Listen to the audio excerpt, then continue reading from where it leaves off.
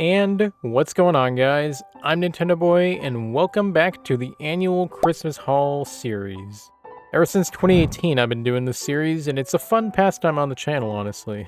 This year was a bit different, though, because on Christmas Eve and Christmas, I was on a bit of a vacation. It was really nice, though, because I got to enjoy myself and spend some good time with my family. And I hope you all did the same on the holidays. And since the year's at an end, I would also like to thank you all so much for the support on the last video. It really means a lot, and that's really one of the reasons why I do these videos in the first place. Because if you all enjoy them, then I may as well keep providing. But without further ado, let's jump into this year's Christmas haul. So these first three items are going to be LEGO Star Wars sets, and the first one of three is Captain Rex's Y-Wing Microfighter. Now, I mainly got this because of the minifig, as I'm sure many people do with microfighters, but the set is honestly still pretty nice. The Y-Wing build looks pretty good, as does Rex, though honestly, I feel like the shoulder cape could have been a bit smaller. And just everything here makes for an all-around, pretty solid microfighter set that I'd recommend getting if you're a big Rex fan.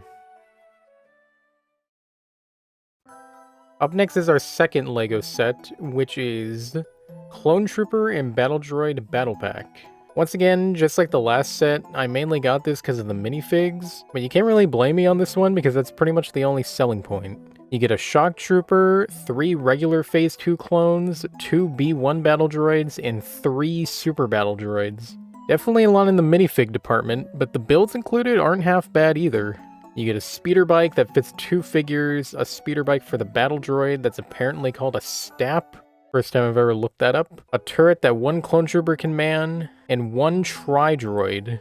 I'd say this makes for a solid battle pack that would definitely be good for army building both clones and droids.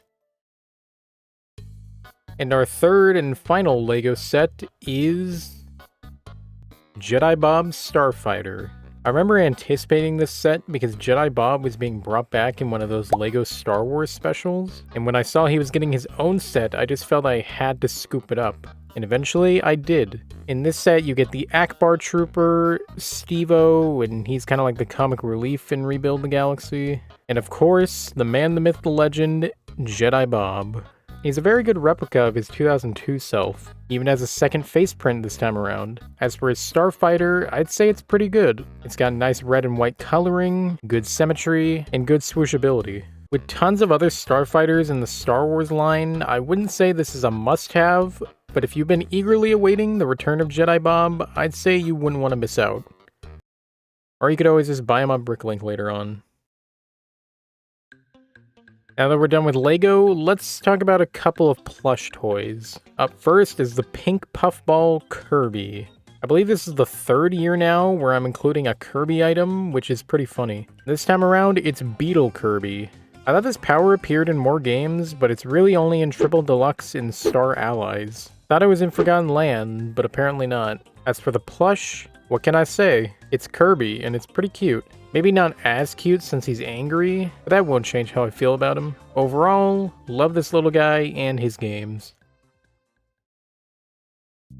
Our second plush toy, which is also the penultimate item of this Christmas haul, is Eve.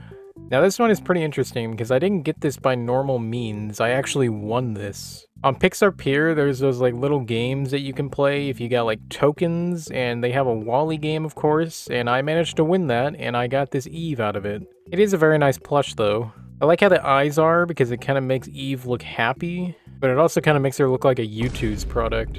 Yeah, overall, very happy that I won this thing.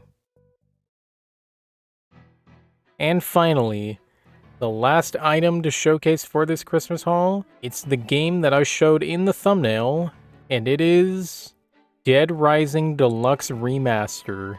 Not what you were expecting, right? A zombie game on Christmas? Well, you know, surprises are surprises. I've been looking forward to playing this one though, because I did enjoy Dead Rising on the PC for the most part, but there were things about that original game that made me not enjoy it fully, and it just feels kind of outdated in some areas. And with this new one, I feel like for the most part, it does update it quite nicely.